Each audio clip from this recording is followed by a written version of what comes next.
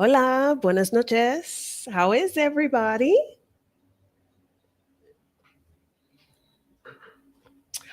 How are we doing, y'all? Today is Wednesday. It's the Wednesday before Thanksgiving. I don't know where the time went, how we got here. Uh, Time seems to just be zooming on by. Glad y'all could join me tonight. Um, if you're new or you don't have any clue who I am, hi, my name is my name is Adelia Aborashade, but most people know me as Picky Girl Travels the World. I am the founder of a solo travel group for Black women in femmes on Facebook called Picky Girls Travel Solo. I am also a financial educator and coach who has been living their best life abroad for the last 6 years. And I've made it my mission to help Black women do the same thing I'm doing. So, hey, y'all. Hey, Kathy. Halisi, I appreciate you being here because I know it is like you should be asleep already. I know it's like the middle of the night there. Appreciate you coming through. Hey, Comfort. Venus, how's everybody? All right. I see y'all in the chat talking about your cool weather temperatures. 31 in St. Louis, 41.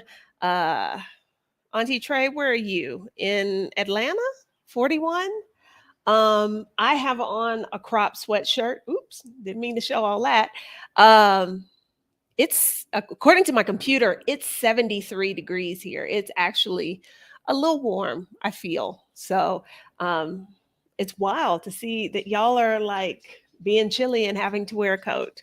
Now, of course, it gets um pretty low here, like into the 50s, but the high temperature was like high 70s today. Okay. So it's starting to feel like winter and holiday time there. And here the weather just keeps doing what it's been doing. I don't know. Can y'all hear the fireworks outside? This past weekend I was on Sheeta's channel. Sheeta's on the Loose, Rashida Dow, and we were talking about uh, you know, people moving to Mexico and what places were best for them. And a lot of folks are not enthusiastic about the level of noise we have here in Mexico. Um, and particularly Mexico City. I'm not sure what's happening. I don't know whose feast day November 16th is, but since I got home this afternoon, I've kind of constantly heard these fireworks going off. So I don't know what that's about. Um, oh wow, it's it's interesting to see y'all talk about those temperatures. Okay, so what are we talking about tonight? Tonight, I guess I'm in a mood. I There have been several like things I've been wanting to get off of my chest that I just haven't had a chance to. And so I guess that's what we're going to do tonight. Just share some of what I think are probably unpopular opinions when it comes to money and finances. Uh, you know, Not that I am on TikTok, but because there are lots of reasons I'm not on TikTok, but I often get to see TikToks that are shared. And of course, the reels that we see on Instagram, that's like trickle down from TikTok. And I've seen in particular in the like financial education, financial literacy space on TikTok. I've seen it on Instagram. I've seen it also a little bit on YouTube. Um, People are out here giving some very interesting advice that I'm kind of low key like, I don't know why y'all are telling people this stuff. So, and it really irks me a lot of the time when I see these things. So I kind of put together a list of, some of the things that, based on my reading and my research, I've come to figure out, like, what these people are telling y'all on TikTok and in these reels. It sounds good, it looks good, but it's not sound advice. It's not, uh, I think, trustworthy knowledge. So that's what we're going to talk about today. Um, there was something I was going to say, but I don't remember what it was. I really don't. Um, and I think on my list I had like 9, 10 things. Uh, okay. Number one on my list is of like unpopular opinions that I have, that I think these are things that run contrary to what we're being served up by folks online. Is I don't think life insurance is an investment. I absolutely flat out don't. And I think if you are talking to somebody about wanting to invest and they start talking to you about life insurance, I think you need to promptly pack your stuff and exit. Life insurance is a financial product, but as an investment, I don't think so. I think that life insurance is something that makes insurance companies lots of money, but it's not something I think is going to, like, do it for you. And in particular, I am not talking about term life insurance. Term life insurance is exactly what it sounds like. You get an insurance policy for a specific term period of time. As long as you continue to make the premium payments, if something were to happen, the insurance company would pay the beneficiary the agreed upon amount of money. That is term insurance. And if you have minor children, if there is someone who, if something were to happen to you, would be dependent on, the income that's lost because you were deceased, yes, term life insurance is the way to go. But somebody talking to you about insurance as an investment, no, to me, that is a huge red flag. And I see that Halisi, our Black Utopia, says our first financial advisor promptly sold us life insurance. And why would they do that? Because it makes them money by selling it, and it makes the company money. These kinds of insurance policies have a lot of different names. Sometimes they are called whole life. Yep, you said it, Winnie. Whole life hems you up for your whole life. Yes, it does. Whole life, universal life. They might call it, they might mix it up like whole universal life. If they're talking to you about an insurance policy that has a cash value, there's one thing I have learned to be true over and over again. In the financial services industry, no company is doing anything for you out of the kindness of their heart. Okay. There is profit motive there. So they talk to you about this policy that has, a cash value, or it has an investment component. No. One, it's a financial product that they are probably making money on the commission for selling it to you. The fees associated with it are often obscured, not clearly communicated to you, the purchaser. A lot of companies will tell you that, you know, like, this is how you can get like a guaranteed return on your money. Okay. If there are two things that do not go together, is the term investment and guaranteed return. Those are the antithesis of each other. Okay. So if they're telling you, we're going to pay you this percentage no matter what, you can almost guarantee they're making way in excess of that. And more likely than not, whatever they are paying you, you could probably do better just investing in the stock market or through real estate or something like that. There was a comment here. I thought I saw. Okay. Auntie Lou, I am curious. You say you have no kids, but you need life insurance. Is there someone that is going to be dependent on the loss of your salary? Okay. You said you don't have kids. Is there someone you're trying to leave money behind for? Because if that is the case, um, then term life insurance might be the way to go. But if your thought in getting life insurance is, I want there to be money to pay for my funeral, my memorial service, that sort of thing, um, life insurance is one option.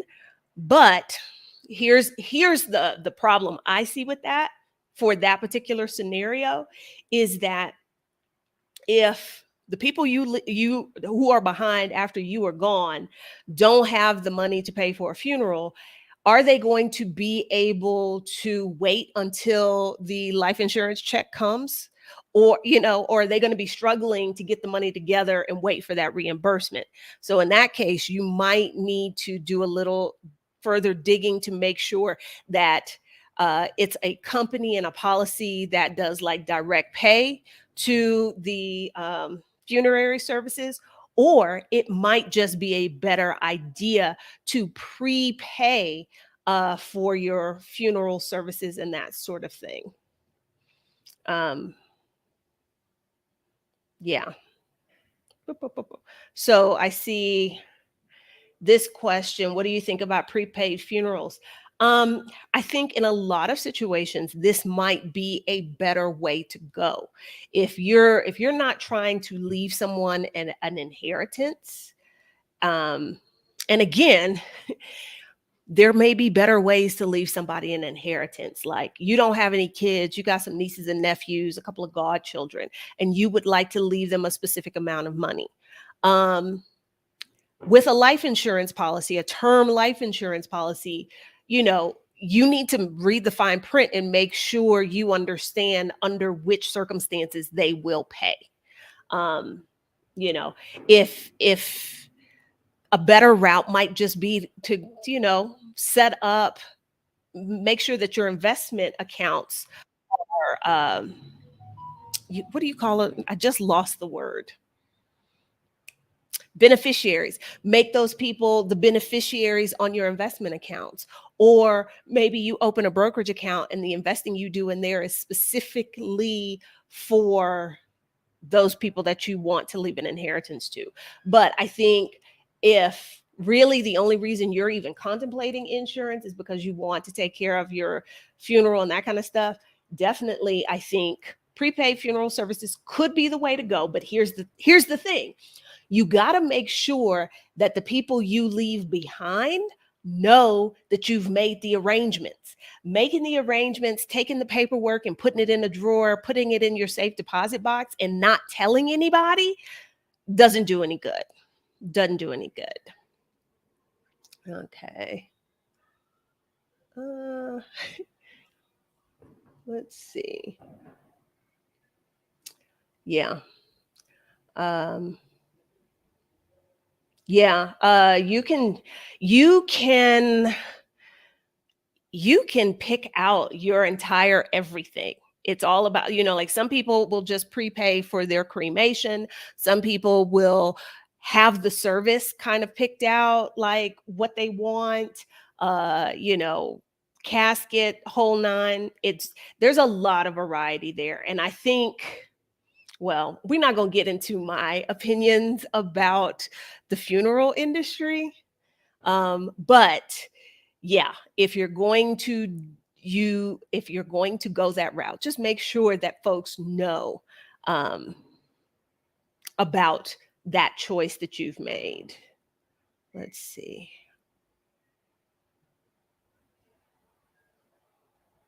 Okay.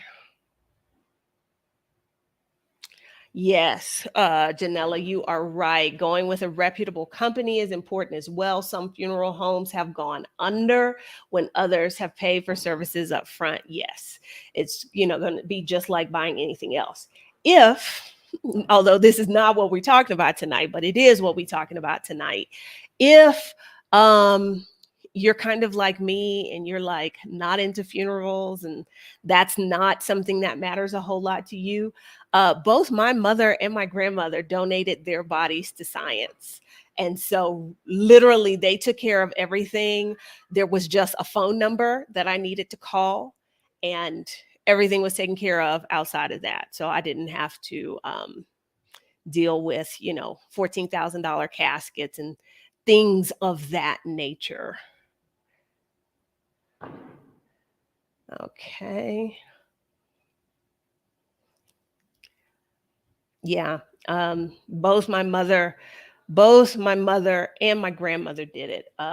Now I had a very Catholic great aunt who thought they were both lunatics for doing it. But as the person who was left, one of the people who was left behind to have to deal with things, it definitely made things simpler for me. Um, yeah. Okay.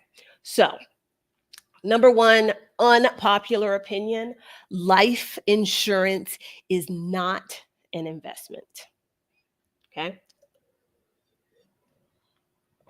Um, Another unpopular opinion I have is okay, before we go, I just saw Miss Dow's comment or question. Here it is. Oh, no, not the right one. Here it is. While discussing insurance, can you talk about annuities? I am not a big fan of annuities either because they are very much in that very close to that same lane with like whole life policies. There is a very, very small number of people for whom an annuity might be a good choice. The idea behind an annuity is you kind of it's sort of like a DIY pension, for lack of a better term. You There's the part of the annuity where you're making contributions, you're building it up, and then you reach a certain age, a certain milestone, and they start to make you payments probably for the rest of your life. There may be survivorship benefits in there where, you pass away and your spouse continues to receive it. Um, the thing here, the folks who sell you annuities are often the same people who are trying to sell you whole life policies um, what's the other word? One of those other words for whole life. I would caution you to ask a lot of questions if you are considering an annuity. You need to know, how you need to get the real numbers. Because what I find often is that these salespeople, they stress you have a guaranteed payment for the rest of your life. And that's all people focus on. Because I feel like they prey on the whole fear we have of outliving our money. And so they talk a lot about, don't worry, you're never going to run out of money. You'll always be getting a payment, that sort of thing. But let's talk. What I want to know is, how much money am I going to be putting in during the contribution phase? Like total. Don't tell me you just contribute for 10 years. I need to know, what is the sum total I am contributing for those 10, 20 years? What if during the life of this annuity contract, I change my mind, something happens and I want to pull my money back. Can I do that? Is there a surrender fee? Um, Oftentimes, if you pull your money out early, the surrender fee is more than what you've put in. So, yeah, you can break the contract now, but we're going to keep all your money, stuff like that. I'd also want fees to be spelled out for me. Like, am I paying, um, I'm losing my words. It's probably the wine. What do you call it? Commissions. Am I paying commissions up front? Am I paying some kind of annual fee? Is there a redemption fee? Like, I'd ask all of those questions. I don't think annuities are inherently bad, but I don't know that they are a good fit for most people. Okay. Aspen Sierra Photography says, they almost got me with the life insurance investment thing and said because I was young, it would make a ton of money. So glad I didn't go through with it. Yeah. Yeah. That's like, that is probably one of my biggest pet peeves is the things that they say when they're trying to sell, and that they keep trying to push those as an investment.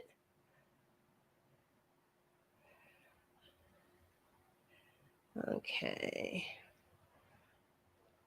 Y'all know you can buy caskets at like Sam's and Costco, and they'll deliver them to the funeral home for you. You don't have to use the caskets at the funeral home, but generally speaking, because the people you leave behind are not in the best shape mentally, that's often what they will go to. Like, ain't nobody got time to bargain shop when their loved one just passed away. That's why the more of that you can take care of on the front end to alleviate those decisions for your loved ones to have to make, you know, and whatever money you leave behind can go to the things that you want. Okay. All right. Yep. You can get caskets for something like 400, 495, or at least you could previously. I don't know what they're going for now with inflation being like it is, but yeah, you can buy caskets other places and have them sent to the funeral home and arrange all of that. Now, I find this really interesting. My dad was an insurance salesman and told me never to buy whole life insurance. Term life is the way to go for most people. It absolutely is.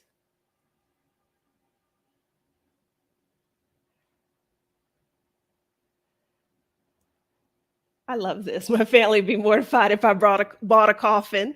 I think I'll buy one for my birthday. Ah. um, Yeah, I feel you with the whole Henrietta Lack thing. That's one of the reasons I was I hemmed and hawed about doing like a DNA ancestry test. My curiosity won out. Um, but yeah, I feel you on that. And this was one of the things my great aunt, who this is one of the issues she had with the choice that both my grandmother and my mother made to have their bodies donated. All right. Um, Kind of in that same vein, um, another unpopular opinion I have is that you should not be buying individual stocks. I know we hear people all the time talking about like, oh, I got in on that Google split, I got in on that Amazon split, I got Apple stock, I'm buying Tesla stock and all that. For the average person, I don't they should not be buying individual stocks. Because in order to understand fully whether a company makes a good buy for investment, there's a lot of financial research that you really should be doing. And the average person is not inclined to do that research. Getting access to the best data is often hard to do for the average person. Now, am I saying that like buying Apple stock is not a good idea? That is not what I'm saying.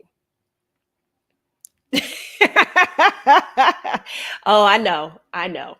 And I can imagine what the comments are going to look like this after this live is over. Um, you know, I'm not saying Apple stock is a bad idea, but the biggest opportunities in order to increase the value of your portfolio is finding undervalued companies, companies that might not be household names, but have really solid books, have a lot of opportunity for growth. And in order to figure out which stocks those are, you got to do some serious research. And the average person is not going to do that research. They want somebody to say, oh, yeah, I bought this stock, you should buy it too. And that's usually the extent of their research. So all I'm saying is understand who you are. And if you're not going to do serious financial analysis of a company before you buy their stock, go the easy route and do things like mutual funds and index funds and ETFs. Yeah.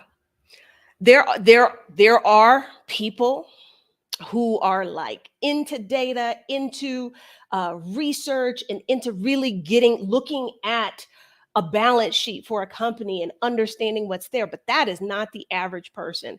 I can't tell y'all how many, like right now, there's all kind of nonsense happening in the crypto world. And there's so many posts I've seen in various groups I'm in of where people are talking about, well, like, yeah, like I put half of my money in crypto because it looked good, but I didn't really do enough research. And now they kind of asked that and maybe losing the bulk of their nest egg. That's all I'm saying.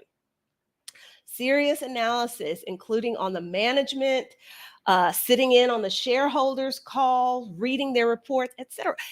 Most people are living their lives. They're busy. They don't have time to really do it. Think about it this way. If somebody came up to you on the street and asked you to put $10,000 into their company, would you just hand over 10 grand to them? Or would you expect them to be able to demonstrate, the growth potential in that country, to understand, what the leadership has planned? I would think you'd have those expectations. I don't know why people kind of throw that out the window when they're buying stock and will rely on the advice of some rando they met in a Facebook group or some video on YouTube or TikTok that the algorithm served up to them. I I don't understand that. I really don't.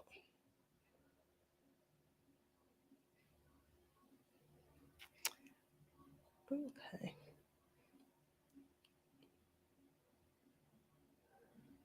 Yeah, I y'all know we're about ease over here. So why would I pick a strategy that's going to require so much work from me? No, no, I am not about that life. Yep. I have enough on my plate already. This is what I'm talking about. This is what I'm talking about. And like I said, the number of posts that I've seen where people like were finally admitting that really they didn't do the research. They basically got caught up with whatever the hot thing was, and that's what they bought. And so with the bankruptcies we're seeing, the pending bankruptcies we're seeing in some of the exchanges and crypto lenders, like they don't understand how that's going to impact them and whatever funds they had invested. So for the average person, that is not the way to go. Now, you want to you there are some young people in your life that you want to like give them a foot up starting, and you want to buy them like a couple of shares of, you know, some of the biggest companies that exist right now in the world. That's fine.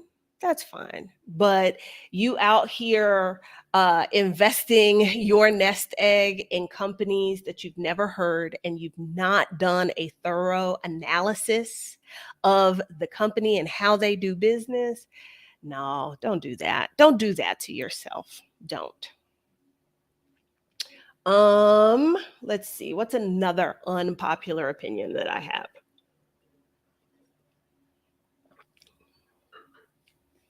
Uh, your your credit score isn't that important. Now, I've seen so many reels and little videos about these people like telling you how you can do this and get this credit card and do this, and you can raise your credit score.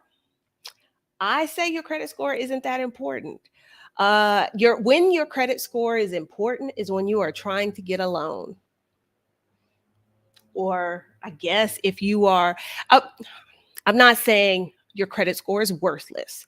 What I'm saying is, I don't know that I would be like stressing every day over, like, oh my gosh, my credit score fluctuated. So, like, for example, over the weekend, I applied for a business credit card. And that meant that they were going to do a hard, I don't have my words, what is it called? A hard pull on my credit. And so my credit score has dropped, I think, at least 8 points because they did that. First of all, that's the whole thing right there. Like, how is somebody looking at my credit score? Why is that even a negative thing against me? That doesn't even make sense. But um I'm just saying, I think we put way too much emphasis on credit scores and letting that define who we are. Um, your credit score matters when you are actively trying to get somebody to lend you money. Maybe if you work in an industry where getting the job is dependent on your credit score. So, like, I used to work at a bank. They checked our credit scores before they hired us because, of course, they don't want to hire people who are in financial trouble because you're more inclined to try and rob them. But if you are not actively pursuing uh, getting a loan, don't stress over it. It's not that big of a deal. What am I drinking? I am drinking. This is a Mexican wine that my good friend bought me that I've never had before, and it's really tasty. I don't know if y'all can see it. It's called Ir- Irreverente. Irreverente. It's Vino Rosado Mexicano. And then they tell me the name of the grapes that I cannot pronounce. They sound German. Blah, blah, blah. It is actually, this is a wine. I don't know where the grapes were grown, but the winery is located in the state of Mexico, which is right next to Mexico City. Oops, seeing what y'all saying in the comments here. Absolutely, credit score is low key a scam. Absolutely. This is why I'm saying, like, it's not the be all and end all what your credit score is. Um, Other than like a job with security clearance, or if you are in, and you should know whether you're in an industry where what your credit score is matters. And I think it's more important that like you have a solid credit score, but this obsessing over it went up this many points, it dropped this many points, y'all use that energy somewhere else. Use that energy somewhere else. When you need yeah, when you need to get an active loan. Outside of that, it's not that important. And I think it is a scam because they only want to give credit and give loans to people who don't really need them. If you are really on your last leg and you are struggling, that's when they're not going to give you a loan.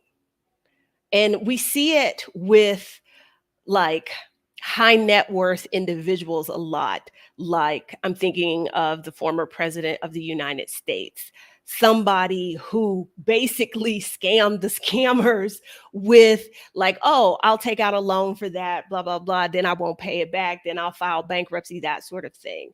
Um,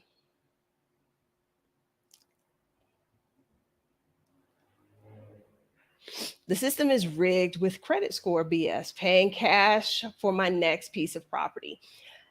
There are a lot of like the social media finance people who will have you leveraged up to your eyeballs. I saw one in particular that just really disturbed me where the guy was basically talking about like purchasing a property.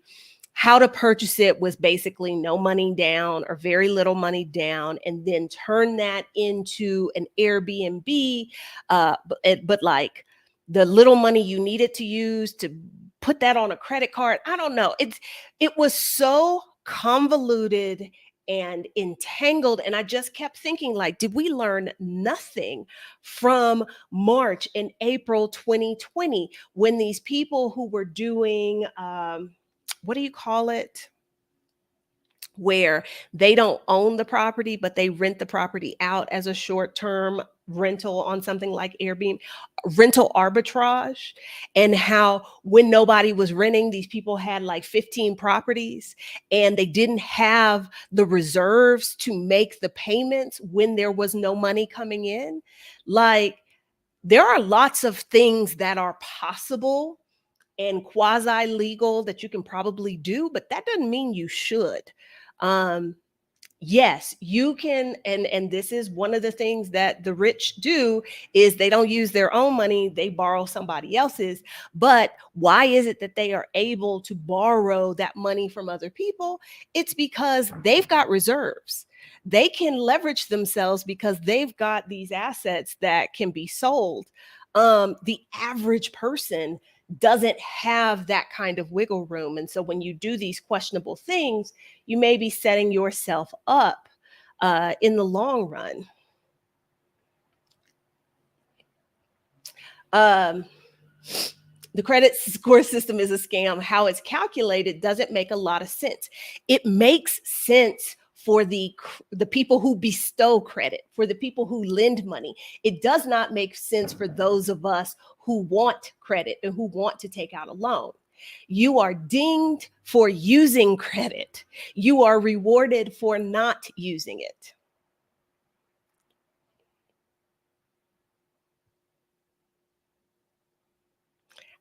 And maybe I feel like I kind of felt like it was a scam before, and maybe living outside the US where like credit scores aren't so much of a thing, maybe that has opened my eyes even more.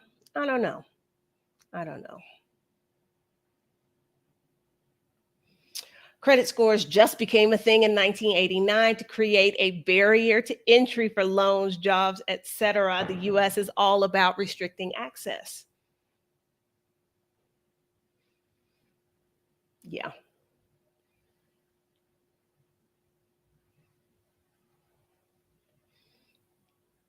Yep.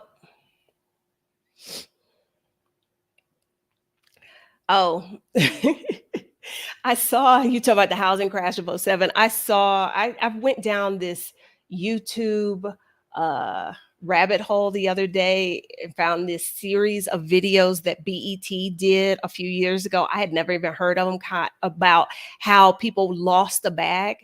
And one of the people they interviewed was talking about how they bought a house back when you didn't even have to, like you didn't have to be able to pay for the house. And this was '07, '06, around that time. And I thought about, like, as an individual, you're buying this house that costs 300, 400, $500,000, knowing you don't have the money to make the payment on it. And like, just because somebody will give you the loan doesn't mean you should be taking it. Folks be making some real interesting choices. Yeah.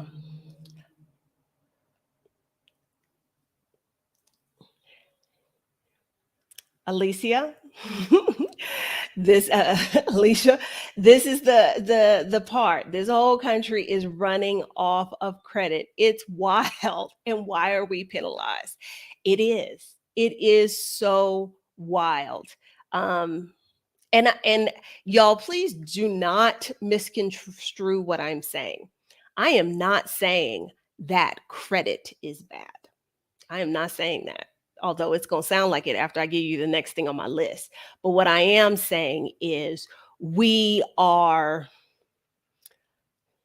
especially those of us who are not like wealthy, we kind of get bombarded with this message about, like, oh, you got to have this credit score, you got to have this credit score, and you need to be like constantly worried about it.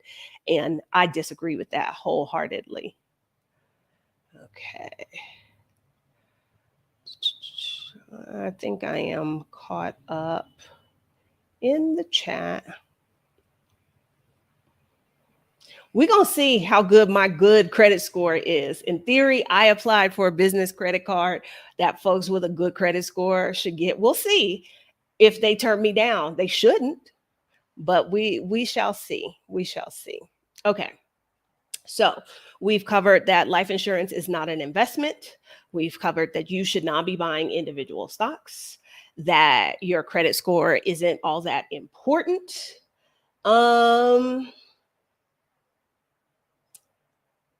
What else is this? I'm trying to read. I don't know why I didn't just make this font bigger. Oh my gosh, that is so much easier. Okay. Um I might hurt some real feelings with this one. Buying a house is not an investment. Buying a house is not an investment. We have been told our entire lives that real estate appreciates, always appreciates. They're not going to make any more land. And I'm going to say this again: buying a house is not an investment. When you go, unless you are specifically purchasing that house to be a rental property, and you are analyzing the purchase with that in mind, or you are buying it with the intention of selling it to make a profit in X number of years, X number of months, and you have run the numbers and done the analysis for it, buying a house is not an investment. There is, y'all know this, I hope you know this, in the US, we are very like biased toward home ownership. It is sold to us as one of the, elements of the American dream. People who rent are kind of seen like a little less than, like, oh, you rent now, but you're gonna buy as soon as you can. Um, it's not like the idea that you would rent and that would be your choice. That's frowned upon. And people make the assumption that, because like my mother bought a house, I don't know what year, sometime in the 50s, she bought a house for $10,000. That house now appraises for more than $100,000. And these same folks who tell you a house is an investment will be like, oh, look, you've 10x that investment. But what these people fail to take into consideration are all of the carrying costs you take on with home ownership. It's not like you buy that house and you are not paying maintenance, that you're not replacing roofs and HVAC units and, having to make improvements and all of that. Buy a house because you need someplace to live. Buy a house because you want to, but don't let one of your reasons in choosing a house, and I think we saw some of this when mortgage interest rates were like 2% or whatever. People were like, oh, like, this is I'm getting this mortgage at almost nothing as far as interest rates are concerned. Property values are shooting up, like I'm just making money. um are you though? Are you? Because if the value of the house goes up significantly, that equity is locked in the house until you sell it. If you are, when you're buying a house, if your considerations are, oh, I like this layout, I like the way this lot is set up, that's about personal housing. And there is nothing wrong with spending money to have a place to live, whether you want to buy that place or you want to rent that place. But simply the act of buying a house does not make it an investment. Actually, buying a house to live in is actually, not that. For most people, it's absolutely not. I know. I posted, this was when during like I assume things have cooled down. I haven't been following this, but this was during that period of time when we were seeing the great redistribution. I can't talk. It's the wine. The great redistribution of people across the United States. And, people were moving to these small towns and driving up prices and all of that. And a paper in Dallas on their social media page had posted like, it still is cheaper to rent than to buy in these cities, because I know about the bias toward renters. And I've seen posts from women who were expressing, like, I guess, shame that they were still renting and that sort of thing. So I shared this post like, hey, if you're renting, like, don't feel bad about it. Like, it could make more sense financially. When I tell y'all, the folks in that group came for my head. For all I did was share the post. That is literally all I did, but they came from my head. It was like, like, I'm I'm putting my money towards something. If you're renting, you're throwing money away. No, you're not. When you rent, you are paying for a place to live.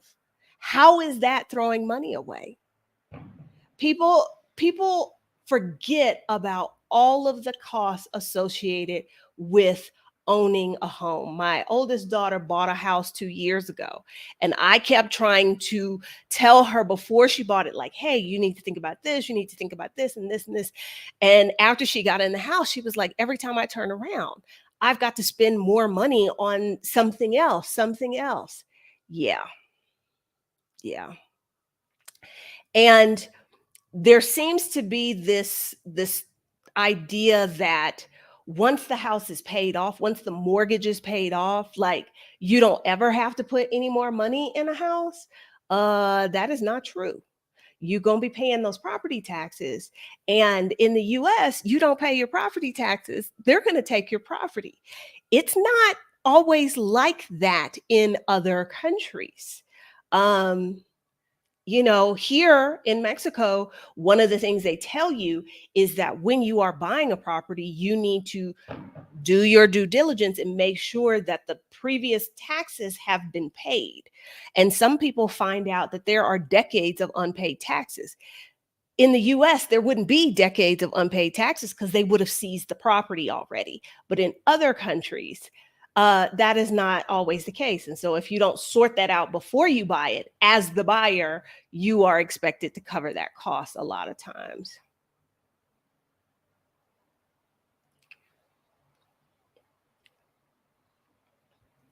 I know guys heard about the Bay Area couple whitewashed their house and appraised for 100,000 more, lawsuit in progress. Yeah.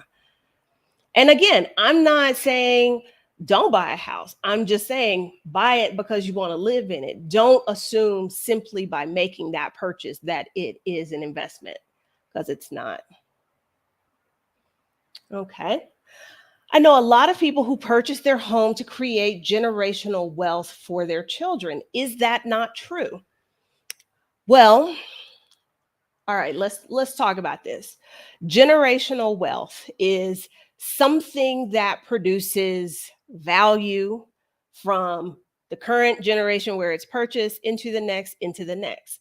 Can a house do that? I think so. Um, if you buy a house, and because we see this in a lot of places outside the US, where you buy the house and it is intended to be a home in the family for future generations. That means that your children, your grandchildren are not having to come out of their own pocket for housing costs. One of the three big costs we have to deal with, one of them is housing. So I can see it in that way. Are you buying it in hopes that future generations can sell it because it will hopefully be worth more than when you bought it? I guess that's one way to do it. Uh, Now, the house that I inherited, uh, I I have no interest in being a landlord. We've discussed that on this channel before, but I do have an issue with like the amount of real estate staying in the hands of Black families. And that's one of the reasons I've chosen to keep it. And I want it to become a rental property that my children can make money from. So in that sense, yes. But again, how is it generating the wealth? Is it eliminating housing costs so that their money can go do other things? Is it going to provide income for them at some point, either when they sell it or they rent it or something like that? So I'm not saying that's not possible, but um, in the US, how many folks, I would say it's a minority of people who end up moving into the family home and continuing to live in it from one generation to the next. I don't see that a whole lot with average regular folks in the US. Okay.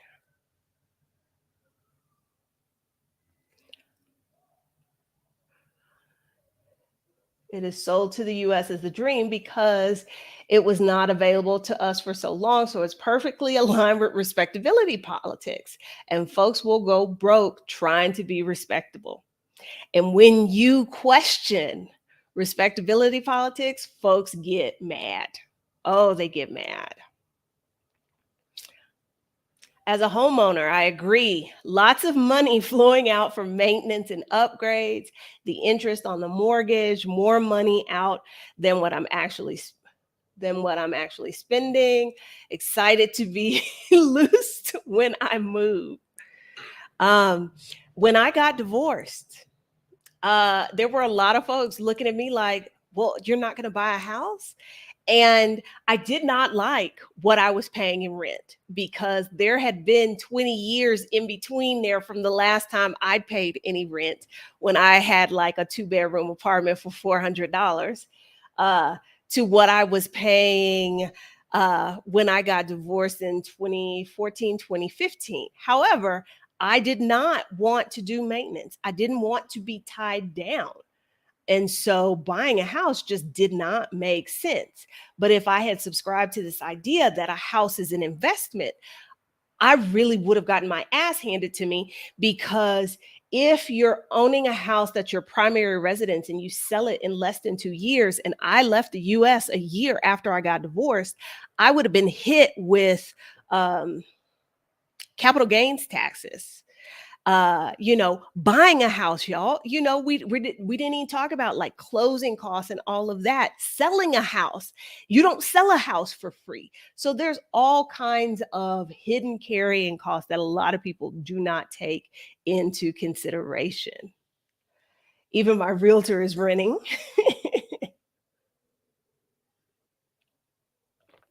Yeah. Yep. In the apartment, they take care of the maintenance. I don't have to do any of that. And and I'm not about that life. I don't want to deal with that.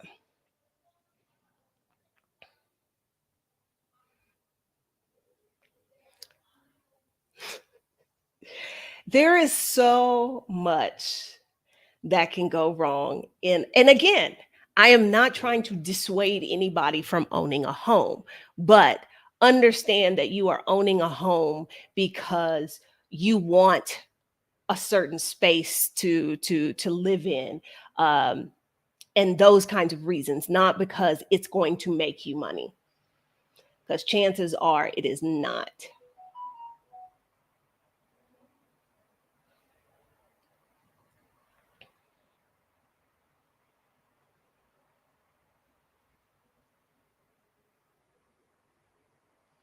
I'm looking through the comments here. Home ownership is exhausting. That it is. That's what I remember. I feel that buying a house is like buying a car. You have so many costs in the upkeep, taxes, local fees. Houses can depreciate. And people, I saw another comment here about that as well. Like, nobody ever talks about that. But that is a possibility. A lot of folks, you know, saw that. What was that? Oh 07, oh 08, oh 09, 2010 in there. The increase in value is not guaranteed. Renting is paying for convenience. Yes, it is. And like Kathy said, buying a house is like buying a car, or owning a house is like owning a car. And that's why I don't own a car either. Okay.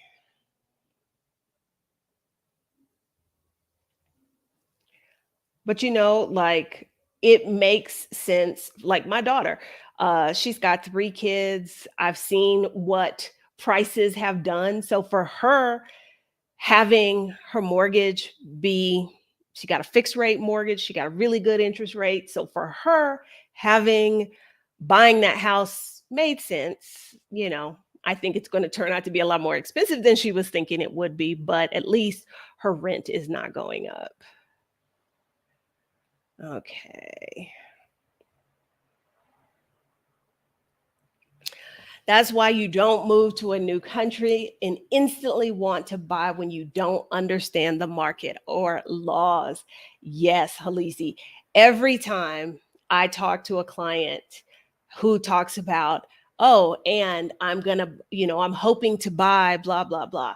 Um, you need to spend some time in your new country before you decide to buy, because real estate does not necessarily behave the same way in the US as it does in other countries.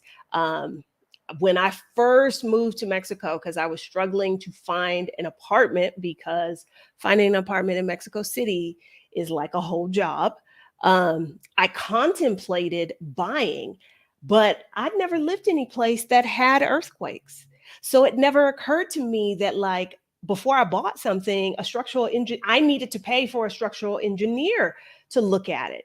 And, so like there was that whole thing. And then there's also the ability to buy and sell real estate and what that looks like.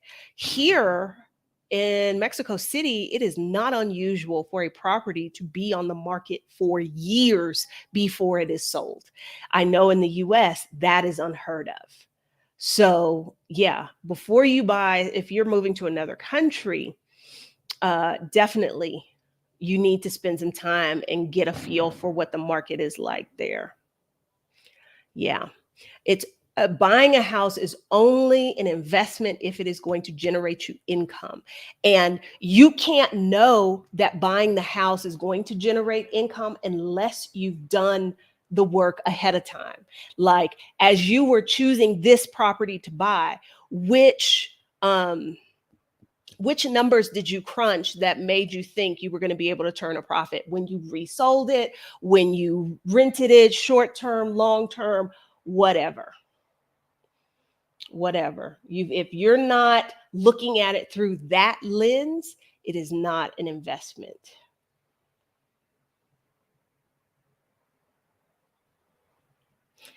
This kind of goes to the previous comment we had about folks buying property in an effort to create generational wealth. This is a very common thing. My grandparents left a house, but none of the kids wanted it. I mean, like the house that I own, I offered it to my daughter, and she was like, I don't want to live in that neighborhood, because I guess she thinks she's too good to live in the same hood her mother grew up in. But that's the thing. Like, your grandparents bought that house because they wanted a place to live. It wasn't necessarily going to be an investment later. And again, in the US, we don't have that tradition. Maybe we used to have it, but we don't have that tradition anymore of like the long-term familial home where one generation comes in after the other.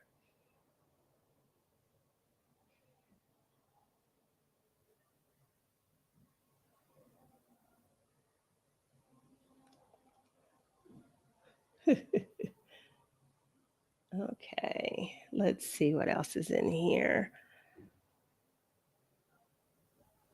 Trying to get to the end of the house comments.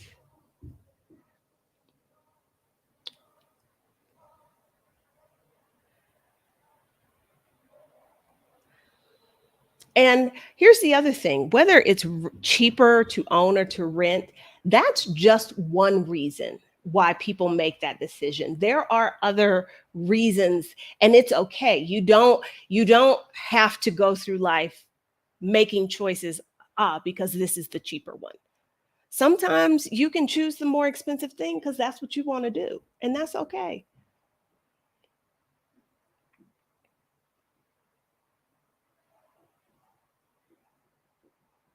Oh wow. I am not okay. Here we are down to the end of the housing comments. Okay. All right. So there's that reason for the folks to be in my comments on this video. Ba, ba, ba, a house. In the same vein of your house isn't an investment, you don't I don't I see a lot of people talking about like, oh, they're eliminating debt and they're going to pay off their house early. That's not always a good idea. Sometimes it's a good idea to carry a mortgage. You get some tax benefits from paying mortgage interest. If you were to pay off your house early, you lose that.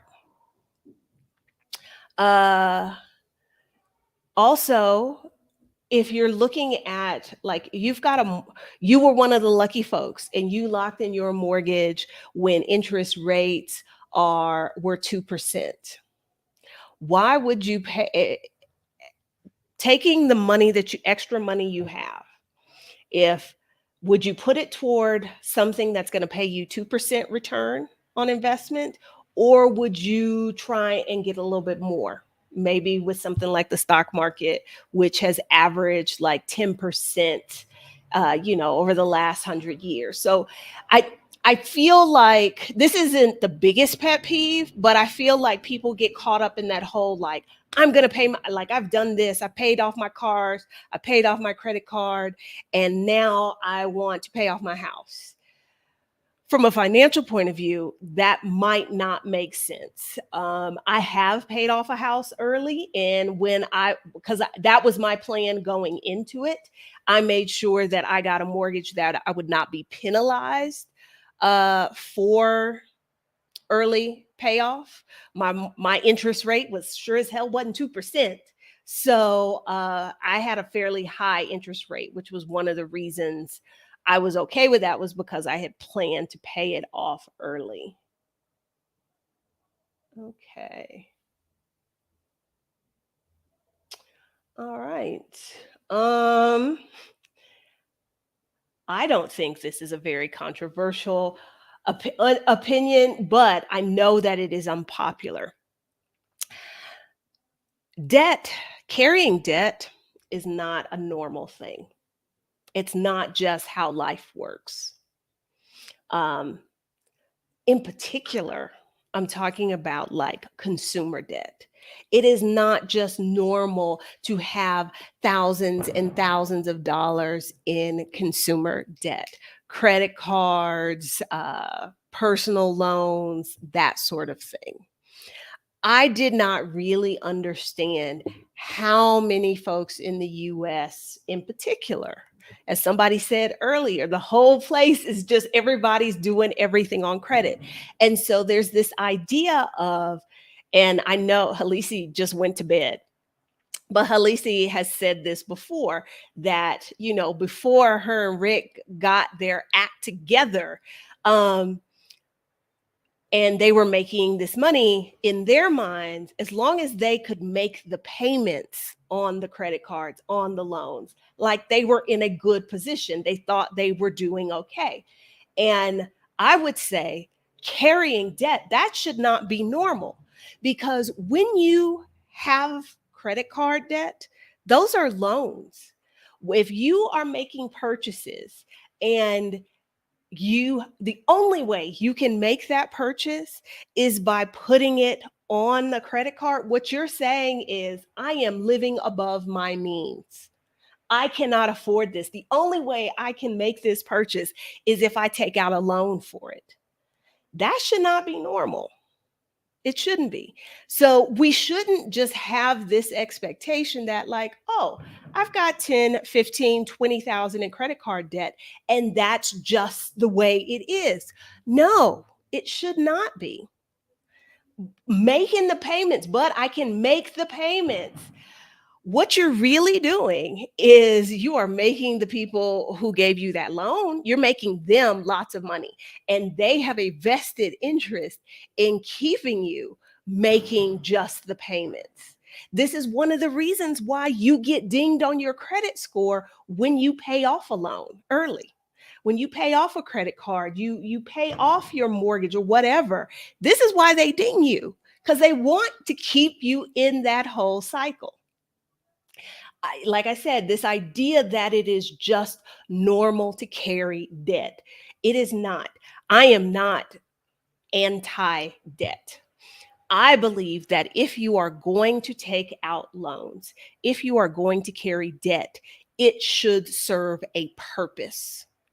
You should have a plan. You should have a strategy. I am borrowing this money to do X, Y, and Z for this amount of time. This is how I'm planning to pay it back. But this perpetual, like, I'm just always going to owe somebody some money. No, no. Especially if we are talking about trying to create wealth for those who come after us. You staying in debt is not going to do that. One of the things people never, I'm not going to say people never, but I don't hear enough people talking about is their net worth.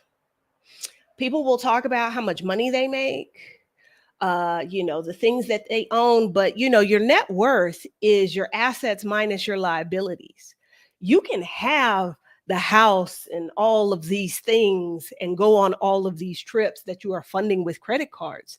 But when you subtract those liabilities from the assets that you have, a lot of folks are dealing with negative net worth. And you can't leave wealth for future generations if your wealth is negative. It doesn't work that way.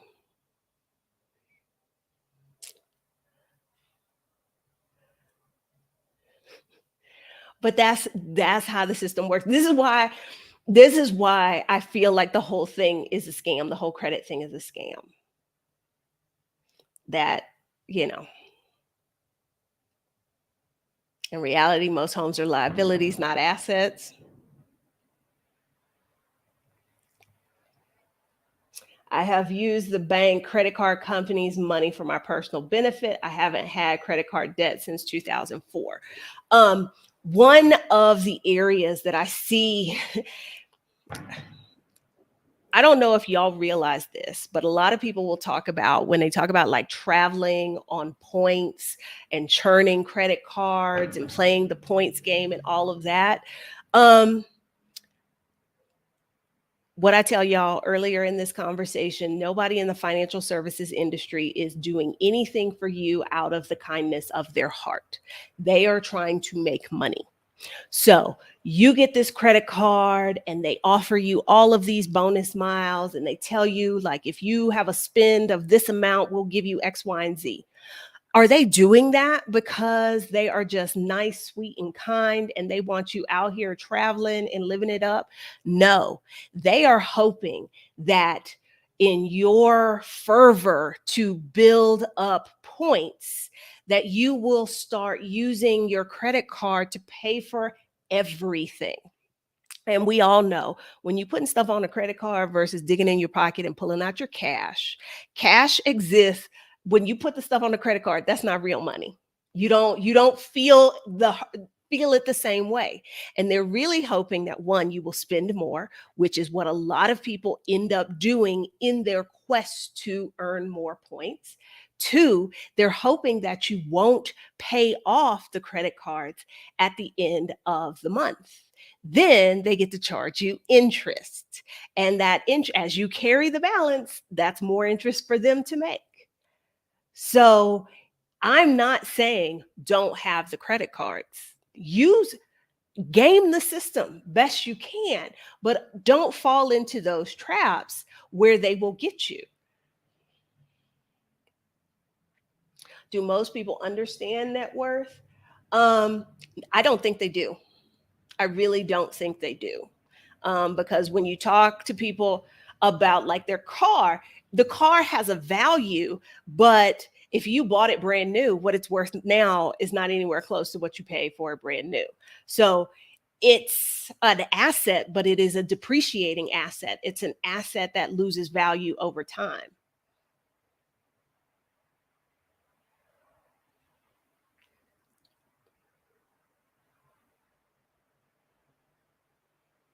Okay.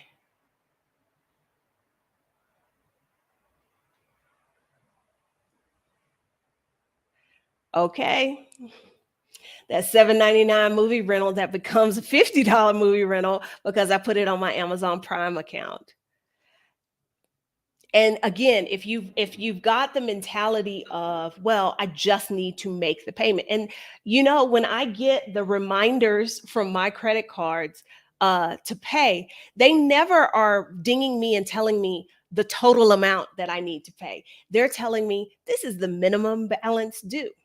Girl, just pay this little bitty amount. Don't worry that we're going to hit you up with 15% interest. I'm always thinking about what is the total amount that I would pay. When I got my very first mortgage, was I like 20? I just turned 22. So I was 21 in that process. And when I saw those amortization tables about like how I thought I was getting this house at this bargain price, but if you paid out the 30-year mortgage the whole time, that whole thing tripled. My mind is always at what is the total price I paid? Don't matter what the house note is, what's the total amount I paid? And that's why I was like, oh, but we're going to have to pay this off early because I'm not trying to pay that, not at this interest rate. But with credit card debt in the US, we've very much been kind of taught to focus on minimum payment. Like make that part of your budget. We don't really focus on the total amount we owe.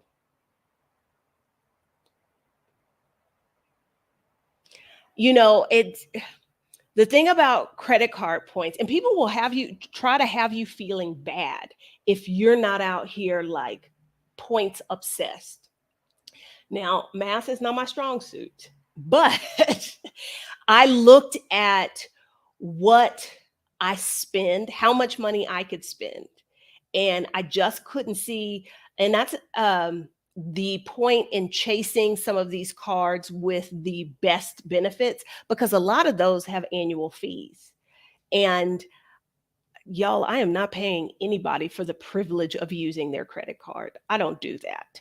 And it is a very slippery slope. If you do not have very, very iron control, it is very easy to get caught up and end up carrying a balance month to month. You're paying far more. Those free points aren't free anymore if you're carrying a balance.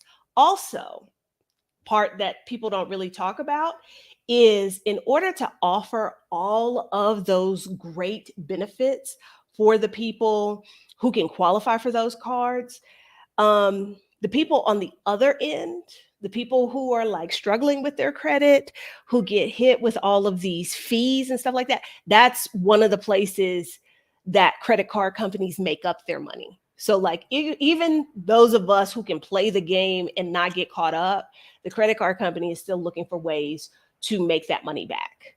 So, late fees, overbalance fees, like all these fees, they're hitting people on the other side with that as well. But I think it's because people automatically look at debt as bad, and it's consumer debt. That's bad, but not if you see, not if you use it to make money. That's all. Um, I don't believe in good debt and bad debt. There is that whole idea of good debt, like student loans. That's considered good debt because you take out those student loans, and that's going to help you get an education, which can help you get a job and a career, blah, blah, blah. My point of view is, be strategic with the debt.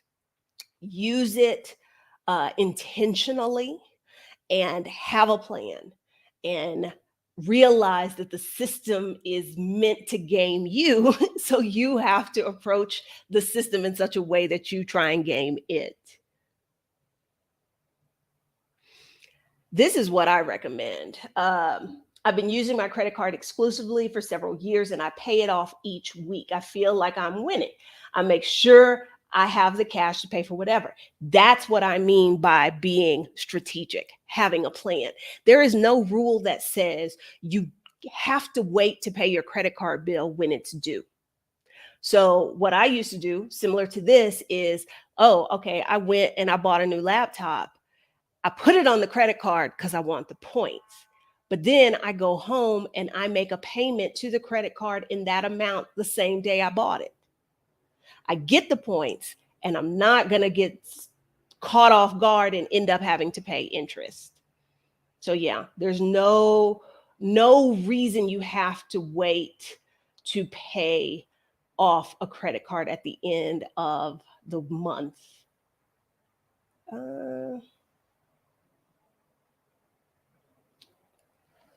How do you beat the credit card interest when you make a payment? Again, make the payment early, on time. Also, keep in mind, if you are trying to actively get a loan somewhere, your credit utilization rate amount can hurt you. You're not supposed to use more than 30% of the credit that you have, because remember what we said earlier, they only want to give credit to people who don't need it. So you get rewarded when you don't use it. When you use it, you get penalized. So make your credit card payments early and often.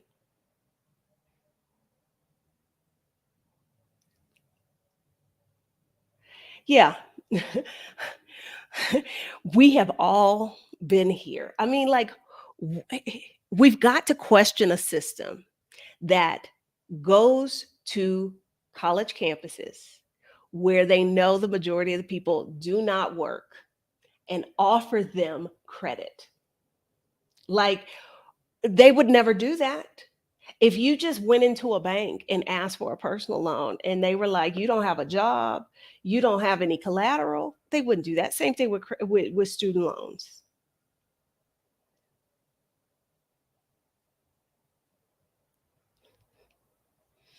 So by Chase Mag, I'm taking these flights and they get no interest.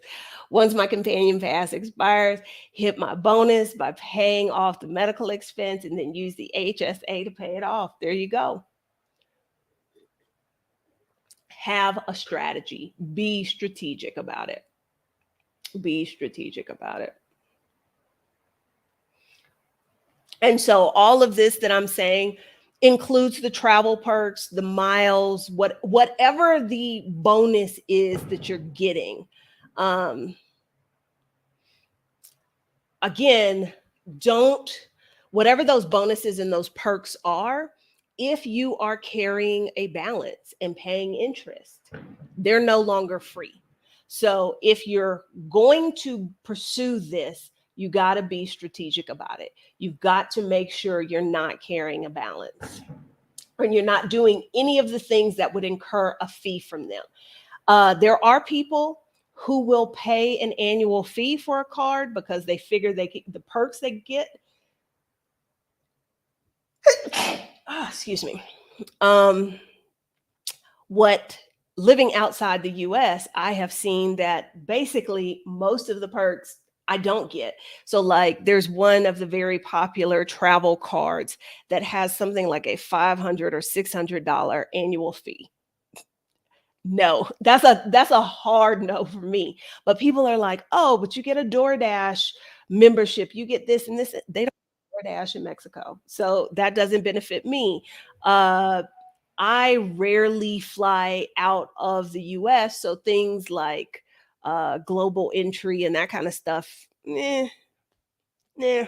I don't, it's not enough to get me in. So you have to really do an analysis of, do these perks make sense for me, and how can I make sure that I'm not paying for these perks? Because if you're paying for them, you know. I'm glad you think so, Marissa. And I hope that when folks are watching this in the future on the replay, they feel the same way, that they see that I'm trying to drop knowledge and help them and not just blow up my comments with nonsense. Okay. Now, y'all will notice that I have not said anything specific about student loans because uh, whether or not you choose to pay your student loans, that's your business. I'm not going. I'm not going to tell you to do one thing or another. But I know that there are ways that you can still live a good life and not pay them off.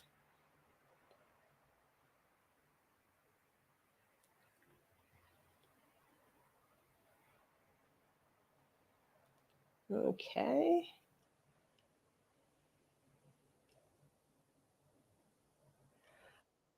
Uh, like I think Chanda talked about it. The like over your balance fee. Like, how you going, if my limit is $10,000, how are you going to let me charge more than that? Like, there, and then you, not only are you going to let me charge more than I'm allowed to, then you're going to charge me a fee on top of that. No, no, no, no, absolutely not. Zero, my thoughts on zero interest, no annual fee credit cards, transferring current credit card, taking advantage, zero interest for 2 years. Again, do you have a plan? Have you sat down and said, okay, my zero interest card runs out in 24 months. In order to pay off this balance, how much am I going to need to pay per month over the 24 months? Are you, do the math, commit to it? Also, don't keep using that card because you're like, oh, I'll just put this on my card that has zero interest. Again, if you are finding that when you are making purchases, you have to put them on a card, what that says is you really can't afford to make that purchase. You are living above your means. Zero interest, I've used those, zero transfer, all of that. I have used those to get myself out of situations, but you've got to have a strategy. You've got to have a plan. Don't just transfer the money to the zero interest and be like, oh, I'll worry about this in 18 months. I'll worry about this in 24 months. Because if you don't make a plan, you won't have the money to pay it off then. So I am like figuring out, okay, this is how much I will need to pay in order to have this paid off before they start to charge me interest. I do not like paying to access my money. I don't like paying for the privilege of being able to use a credit card. So I'm very good about that sort of thing. Uh, okay, thank you. Ba, ba, ba, ba. When you apply for a credit card and they say we don't put a hard hit on your credit, is that true? There are certain kinds of credit checks that typically are soft pulls. There are some that are hard pulls. Like, generally speaking, if they're doing a credit check because you want to rent an apartment, generally that is not a hard pull. But based off of some of the posts I've seen, I just saw one earlier this week where someone was told it was not going to be a hard pull on their credit, and it turned out it was. And they were in the process of trying to apply for a mortgage. So, of course, that then jeopardizes their mortgage. So, generally speaking, and you can Google the list, there are certain kinds of credit checks that generally are soft pulls, and there are certain ones that are generally hard pulls. But yes, you could get somebody that misinforms you. That's always a possibility.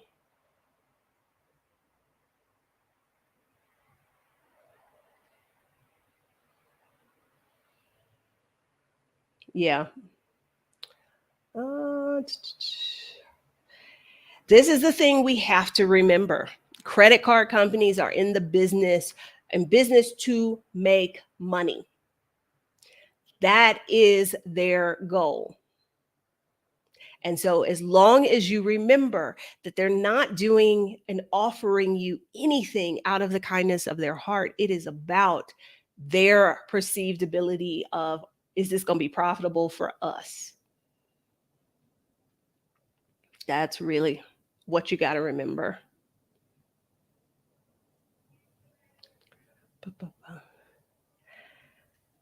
I've been telling y'all, freedom ain't free. I think I'm gonna get that put on a t-shirt. Okay. All right. So we've said life insurance is not an investment. You should not buy individual stocks. Debt is not a normal part of life. Your credit score is not the be all and end all. It's not that important. A house is not an investment. Paying off your house might not be the best idea. What else is on this list? I think that's it. I think that's it.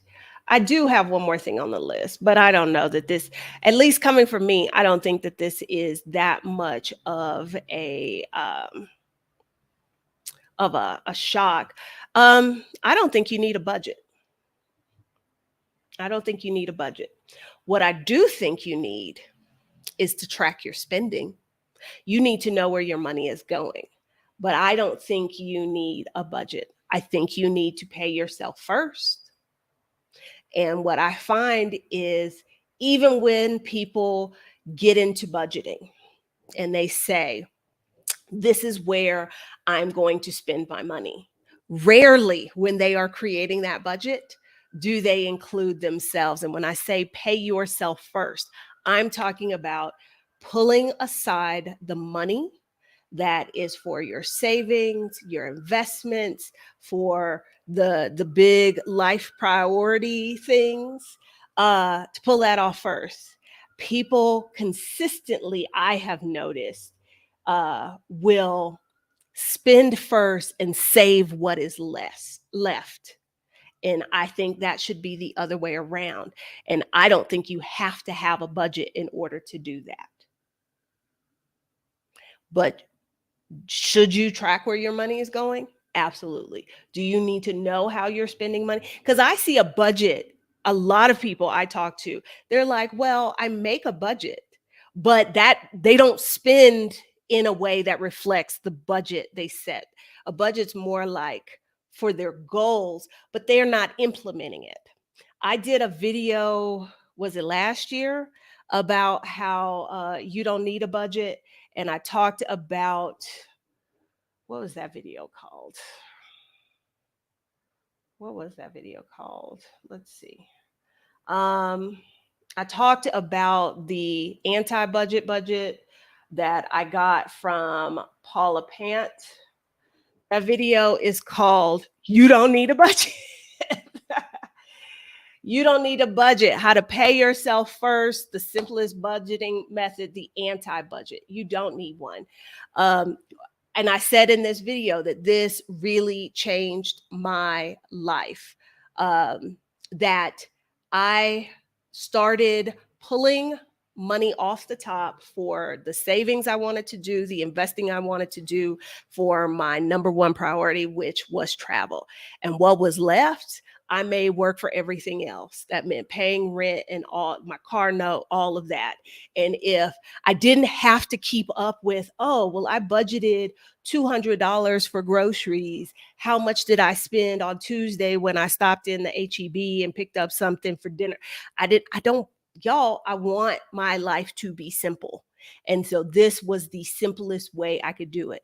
After my priorities came off the top, it doesn't matter how I choose to spend the rest of the money because my priorities have already been taken care of. So I'll say it, you don't need a budget, but you do need to know where your money is going. To me, those are two different things. Here is the link to that video if y'all by chance never saw it, and I'll have to remember to put it in the description.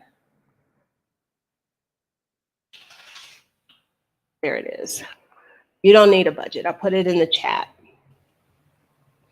Yeah. I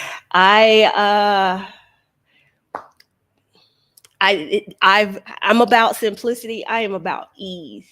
And once I started doing that, I actually started to see like I had the money to invest. I had the money to save. I had the money in my hell yes fund so that when I saw, ooh, this flight deal, I didn't have to think about, well, how am I going to pay for that? Because I already had that money set aside.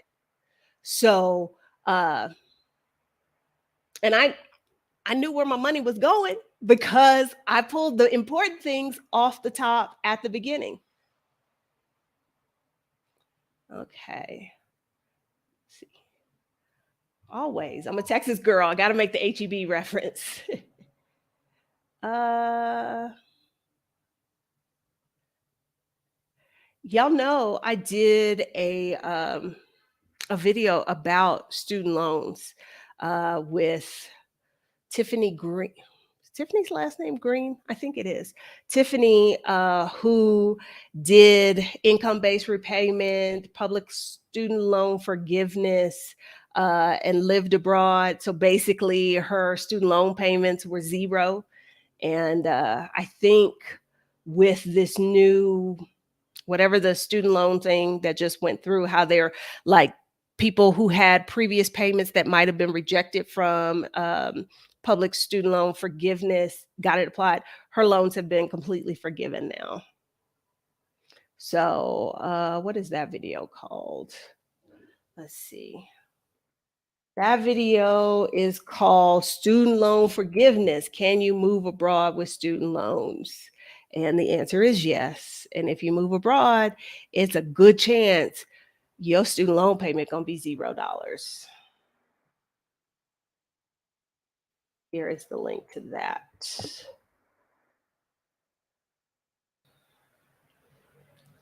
Oh, I love to see it. I love to see it. Let's see. Do I automate everything? I automated like now living here in Mexico, automation doesn't quite work the same as it did before. But when I was still in the US, I automated the money that went out to my savings, to my various buckets, and I automated the money that went to my investment accounts, and I automated things like, like the, what do you call it, the internet, stuff like that. But I can't really do that anymore because things do not work the same way here. Absolutely. Absolutely. I cannot to be to get yourself in a good financial place, you need to spend less than you earn. You need to there's three rules and I can only remember two of them right now. You need to spend less than you earn, you need to know where your money is going, and you need to pay yourself first. That makes all the difference. It is such a world shift to go from, oh, I've done all this stuff. How much money I got left? Oh, it's only $25. How many people will have the $25 left and still put it in an investment or in savings? So most people be like, it's $25. I'll do better next month. Instead of, if that's your financial priority, pulling that money off the top first. And that will, trying to make everything work with what's left, that will really open your eyes as to, oh, if there's not enough money left, that really opens your eyes up to, oh, I need to reevaluate some of these bills I have, or I need to rethink where my income is coming from. I need to open a new bank account. What should I be looking for? How much is it going to cost you to bank there? As I have said multiple times, I do not believe in paying for the privilege of banking. And I actually have a video on this as well. Okay, money questions you should be asking. Absolutely. Here we go. Money questions to ask. But yeah, how much is it going to cost? In this video, I talk about many of the different ways that banks will get in your pocket and take money from you. Mm-mm-mm.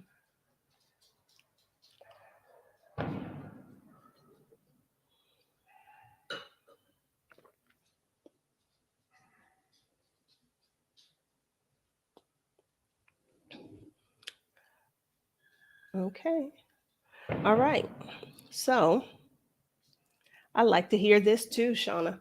Shauna, paying myself first will be my New Year's resolution, if not before the new year. Absolutely. Absolutely. Okay. So I'm sure I have riled up quite a few folks with some of my hot takes here. Oh, before we go, a couple of things. I want to share this. Black Hannah talked about the Lord's Prayer casket on sale at Costco right now, $11.49. Y'all, there are no $1,100, $1,200 caskets at the funeral home near you. I can guarantee it. Okay. Don't forget that if you are looking to move to Mexico and you want to find out about residency, Rashida and Stephanie and I are doing a workshop on that tomorrow. If you go to exodussummit.com/Mexico, you can sign up for that workshop, which is open to everyone. Even if you're watching this in the future and it is after November 17th, you can purchase the replay. On Friday, Ivana Robinson and I are hosting a workshop on, gotta sneeze. We're hosting a workshop on how to align your goals, your time, your money. You can register for it. Did I prepare properly and make a little thingy here? I think I did. Here we go. If you go to bit.ly/goals-time-money, capitalization does matter in a bit.ly link. So this is the workshop. It's on Friday at 1 p.m. Eastern. So those two things are coming up this week. Yes, many do. But this is something that you definitely want. You don't want the people left behind having to sort this out. This would be better if you figure this out ahead of time. Oh yeah, like I said, you can buy caskets on Amazon. Not that I am telling you to spend money on Amazon because I'm really not. But there are places where you can buy caskets cheaper than at the funeral home. Okay, let's see. All right. Um Okay, so I think that's it. We've been here for a minute. I hope y'all are having a good evening. I told you about the two workshops I'm doing this week. If you happen to be watching this and you are not subscribed to the channel, you should really consider subscribing and turning on notifications because you'll want to know when I go live. Typically, I go live on Wednesday evenings at 7 p.m. Eastern, although next week we will be going live on Tuesday night because I will be traveling on Wednesday to a place where there is no internet. So even if I wanted to go live, I won't be able to. So yeah. So hit subscribe, turn on the notification button, uh, and yeah, like Mon Nature Neek says, press the like button. Press the like button. Good night, y'all.